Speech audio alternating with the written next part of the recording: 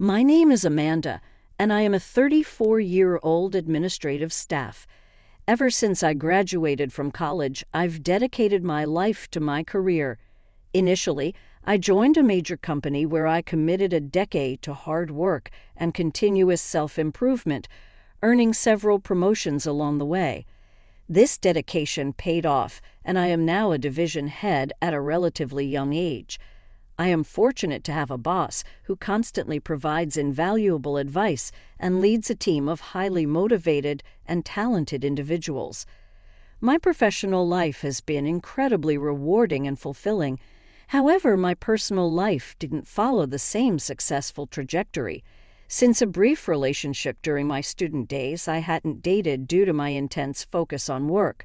Concerned about this imbalance, a close friend arranged a dinner party to help me socialize. That evening I met Peter. He was a kind-hearted person with a warm smile and a very approachable demeanor.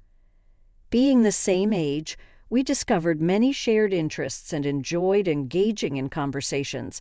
We quickly became friends, exchanged contact details, and started spending more time together, just the two of us. After a while, Peter expressed his feelings for me, and we began dating. Our relationship blossomed, and eventually he proposed. I was overjoyed to marry someone I love so deeply.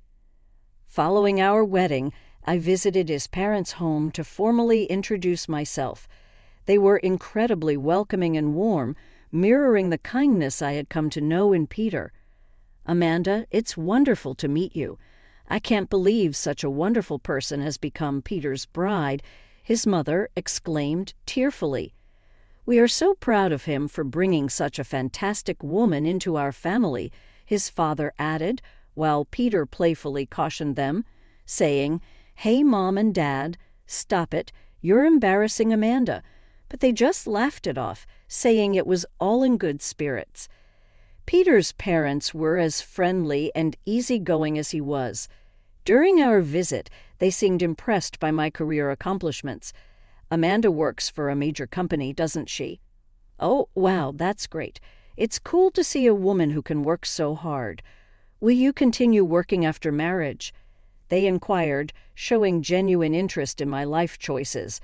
Their open and accepting nature made me feel right at home, confirming I had indeed found my new family. When we decided to get married, I knew I wanted to continue working. My job at a reputable company was something I took pride in, and thankfully my future mother-in-law supported my decision. Unlike the experiences shared by some of my friends where they were encouraged to quit their jobs to support their husbands full-time, my situation was different. My heart swelled with gratitude and excitement, thinking about the progressive family I was joining. After the wedding, my husband moved into my apartment, and we began our new life together as newlyweds. Our days were filled with joy and love, both of us appreciating the time we spent together, me cherishing the moments at home with him, and him welcoming me back from work with a smile. 7 months into our marriage, my husband approached me with a concern. He proposed that we move in with his aging parents who needed more support. Though surprised, I understood his predicament, especially since he was an only child and naturally felt a deep responsibility towards his parents. Unlike my situation where my brother and his wife lived with my parents, my husband had no such support for his own. He suggested renovating his parents' house to accommodate 2 families under one roof. This meant we could have our private space while being close enough to care for his parents. It struck me as a thoughtful and practical solution. The idea of living in a beautifully renovated, spacious house yet maintaining our privacy was indeed appealing. The prospect of living with my in-laws seemed less daunting, knowing that we wouldn't be on top of each other all the time. I agreed to the plan, and my husband was overjoyed. His parents, when informed, were thrilled by the arrangement. As we discussed the details of the renovation and prepared for this new chapter, I felt a mixture of excitement and relief. It was a significant step, but knowing we were making the right decisions for our family's well-being made everything feel right. The support and kindness from my in-laws reassured me that we were on the path to creating a harmonious extended family life. When my in-laws visited us, their warmth and gratitude were palpable, enhancing the already cheerful atmosphere. Their kindness made me feel comfortable with the idea of merging our households into one. During this visit, my husband and I approached the topic of renovating his parents' house. The estimated cost was around $120,000. However, as we delved into the financial details, my husband hesitated before making an unexpected request. He asked if I could cover the entire cost of the remodeling. Surprised, I pressed for an explanation. He then revealed something even more shocking. His family was in debt, $170,000 in debt. This was the first I had heard of it. Neither during our dating period nor after our marriage had this been mentioned. The revelation took me aback, especially the magnitude of the debt, which was far beyond what I had imagined. He explained that the debt hadn't been overwhelming at first, but had grown over time. Despite his efforts, he couldn't manage to reduce it significantly. His parents, now on a pension, were also unable to contribute much towards repaying it. The financial burden was escalating, understandably. I was both surprised and upset by this sudden disclosure. I found myself in a difficult position, having had no prior knowledge of the financial strain that was part of my new family's life. My husband, looking earnestly at me, made another plea. He asked for my help to pay off his parents' debt, admitting that his salary wasn't sufficient to tackle this alone. He emphasized that renovating the house and living as two families was still crucial, and he hoped to continue with those plans despite the financial strain. He acknowledged the enormity of what he was asking. Effectively, I was being asked to shoulder $250,000 for both the debt and the remodeling. He expressed his commitment to our life together and his desire to support his parents out of love, not obligation. Apologizing for the burden, he promised to repay me gradually over time. This situation left me distressed. I realized that my husband and his parents had no one else to turn to but me. Though it was a challenging moment, it was also a testament to his trust and love for me. I needed time to think about how we could manage our finances together and still support his parents without jeopardizing our future financial stability. The weight of the decision loomed large, as it was not only about money, but also about maintaining the bonds of family and marriage. Feeling somewhat overwhelmed by the situation, I ultimately agreed to take on the financial burden after a sincere discussion with my husband. He had earnestly expressed his gratitude, shaking my hand with a deep sense of relief upon hearing the decision. My in-laws later visited our home to offer their apologies and gratitude. My mother-in-law, moved by the gesture, even shed tears of joy. I resolved to do my best from now on. Despite having some savings, the idea of paying the entire debt at once was daunting. Thus, I decided to pay $350,000 for my savings initially and handle the remainder through installments. When I discussed these plans with my in-laws, they agreed, suggesting I directly transfer the payments to the debt repayment account to avoid any mismanagement. This method seemed more efficient and secure given the large sums involved and would prevent the funds from potentially being mishandled during the transfer process. My husband supported this straightforward approach, which would also save time and reduce the risk of errors in handling money. Once we finalized these plans, I could see the relief wash over my in-laws' faces. Now we don't have to fear the monthly debt collectors that have been haunting us. My father-in-law expressed deeply appreciative. "You should thank Amanda properly," he urged my mother-in-law. "I can't even count how many times I've thanked you." "I can't thank you enough," she replied, expressing profound gratitude. While I was glad to see them relieved and happy, part of me felt uneasy. Their comments made me slightly uncomfortable, as if I were just a financial resource rather than a loved family member. Despite these mixed feelings, my primary motivation remained clear. I wanted to support my husband's family, whom I dearly loved. With these intentions, we proceeded with the house remodeling and completed our two-family home. It turned out to be beautiful and spacious, providing us all with a sense of accomplishment and a new beginning living together. Our daily interactions brought us closer, and seeing my in-laws' content in the environment we had created filled me with a sense of fulfillment. Despite the initial reservations as we settled into our new living arrangement, the joy and gratitude for my in-laws continued to remind me of the positive impact of my decision, reinforcing the bonds within our extended family. My husband's face brightened as he walked through our newly remodeled home. I too was thrilled, especially enjoying the upgraded modern kitchen that made cooking a breeze. The renovations had not only enhanced our living space, but also brought us closer to work, significantly reducing my commute. This newfound extra time was a blessing. I plan to use it to further my studies. Despite these positive changes, a nagging concern shadowed my days. I was diligently working to pay off the large debt we had inherited from my in-laws, yet my husband hadn't contributed financially. He had initially promised to help, but despite this, he hadn't made any payments from his earnings. When I confronted him about his financial contributions, he simply stated that his salary wasn't sufficient to assist in the debt repayment. Curious and a bit skeptical, I asked him to show me his pay stubs to understand our financial standing better, but he refused. I persevered, working tirelessly for a year to reduce the debt. During a family discussion, my in-laws inquired about the progress on the debt repayment. I informed them that we had managed to pay back about $50,000 this year, leaving us with an approximate balance of $110,000. They were astonished by the amount I had managed to clear on my own. "Amanda, that's incredible. At this rate, you could have the entire loan paid off in about 4 years," they exclaimed. Their gratitude and emotional response made the hard work feel worthwhile. However, just a few days later, an unexpected event occurred.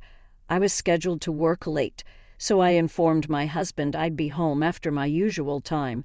But work wrapped up earlier than expected, and I headed home early, looking forward to a peaceful evening and perhaps surprising my husband with a homemade dinner.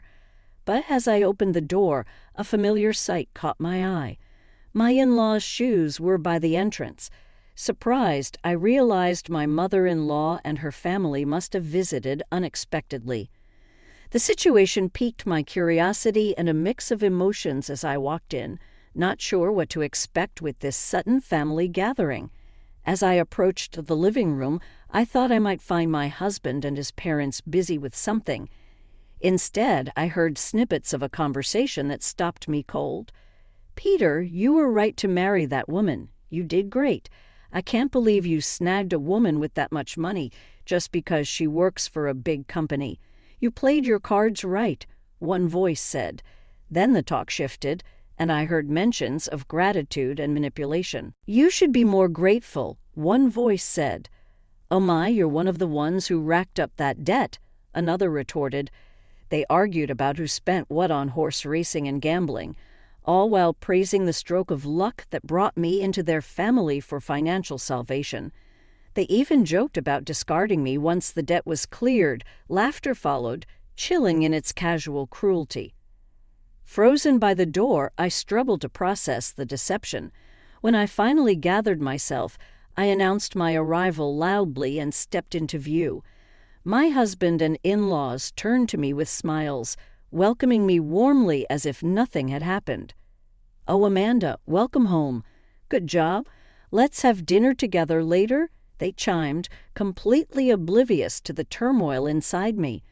The warmth of their smiles now seemed sinister, knowing the true sentiment behind them. Throughout the evening, I kept my composure, hiding the storm of emotions raging within. Later, alone in my room, I wept, not just from sadness, but also from a profound sense of betrayal. Over the next few months, I secretly laid the groundwork for a divorce, preparing myself emotionally and financially, still outwardly playing the part of the devoted wife. Finally, when I had everything in place, I revealed to my husband that I had paid off the entire $170,000 debt. His reaction was one of disbelief, not realizing the extent of the resources I had or the resolve I had mustered. "I have quite a bit of money saved up," I said calmly, holding back the tide of emotions. The revelation set the stage for my next steps as I readied myself to start anew, free from deceit and manipulation. Initially, I was cautious about paying off the massive debt in one go, so I began gradually drawing small amounts from my salary and savings. However, once the remaining debt dipped below $120,000, I decided it would be more efficient to clear it all at once. When I explained my plan to my husband and showed him the bank statement proving I had paid $110,000, he struggled to hide his excitement. "Wow, Amanda, thank you. My dads are going to be thrilled about this," he exclaimed, covering his face with his hands in a dramatic show of emotion. Shortly after, my in-laws came over to express their gratitude. "Thank you so much, Amanda. You're like an angel to us," they gushed. If I hadn't overheard their true feelings about me, their words might have filled me with joy. Instead, I was painfully aware of their deceit, and I maintained my role only because I was already preparing for what was to come. A few days later, my husband asked for a serious talk. His expression was grave as he delivered his shocking news. "Amanda, I'm sorry, but you have to leave. I have a new girlfriend, and I'm going to live here with her. You're going to my parents' place," he said, expecting me to be surprised. Confusion clouded my mind. "I don't understand what you mean," I replied, playing into his narrative. "You're just not understanding at all.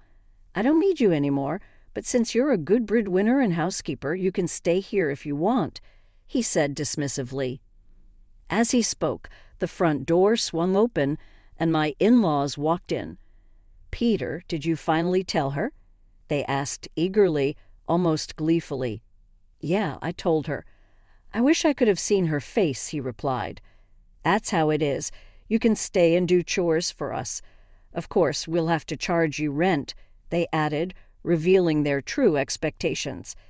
This entire scenario unfolded as I had feared based on their earlier candid conversations.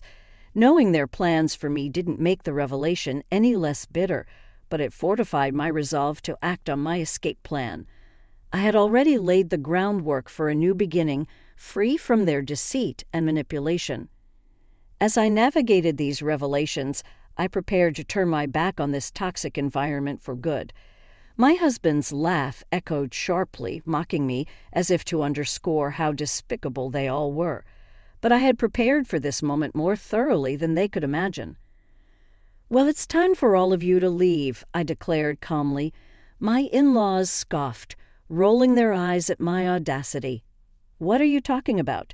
Do you think you can manage that?" they challenged me. I smiled a cold, steady smile that I felt all the way to my core. "Actually, I can easily afford the renovation myself, plus I've transferred the house deed into my name. That means I get to decide who stays and who leaves," I stated firmly. The color drained from their faces as the realization dawned on them. The room fell into stunned silence, only to be broken by my husband's retort. "But you've paid off our debt completely. You're the one losing money here. Without that debt, we might have managed to scrape together enough to afford a new place." "True, you lived comfortably while I shouldered your debts," I replied evenly, then dropping the bombshell I added, "But here's the fact. I didn't actually clear the remaining $110,000 of your debt. The money you saw missing from my bank book, I simply moved it to a different account. The debt is still yours to pay." The impact of my words was immediate and devastating. "You mean the debt collectors will start coming again?" My husband stammered, disbelief and fear mingling in his voice. "That's correct," I continued, "and Peter, since you've admitted to having an affair and planning to divorce me for your girlfriend, you'll be paying alimony. And yes, I'll be including your partner in the lawsuit for the affair." Panic flashed across his face. "But she's with me because I own a house and have money. If you charge me alimony, she'll leave me." "I'm not concerned with your romantic troubles," I stated bluntly. "I'm done here. You and your parents have shown your true colors, selfish to the core. I'm severing all ties with you." As they processed the full weight of the situation, I concluded, "And just so you're aware, I've put this house on market. I will also be reclaiming through my lawyer the $80,000 I pay towards your debt." The room was heavy with shock and silence as they absorbed the loss of everything they had taken for granted. My in-laws stood frozen, realizing too late the consequences of their actions. As for me, I was finally free from deceit and manipulation, ready to move forward with my life on my terms. After discovering the depth of deceit I was subjected to, I took decisive legal action.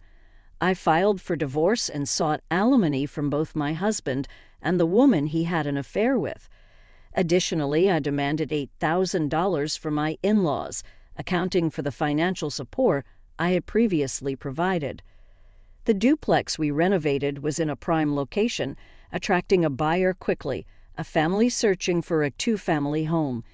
It sold for about $220,000. From this sale, after covering the $80,000 debt repayment and the $120,000 renovation costs, I netted a gain of $60,000. This, combined with the alimony from my ex-husband and his affair partner, significantly improved my financial situation. Moreover, I received a modest sum of $8,000 from my former in-laws, further offsetting my expenses.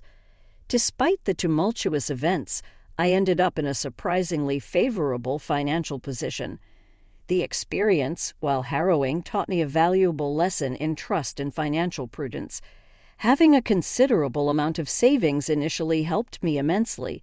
I was investing and learning how to manage my finances effectively to clear my in-laws' debts as swiftly as possible. My investments paid off, growing substantially within a year. Coupled with a recent raise at work, my financial standing allowed me to take bold steps to rectify my situation.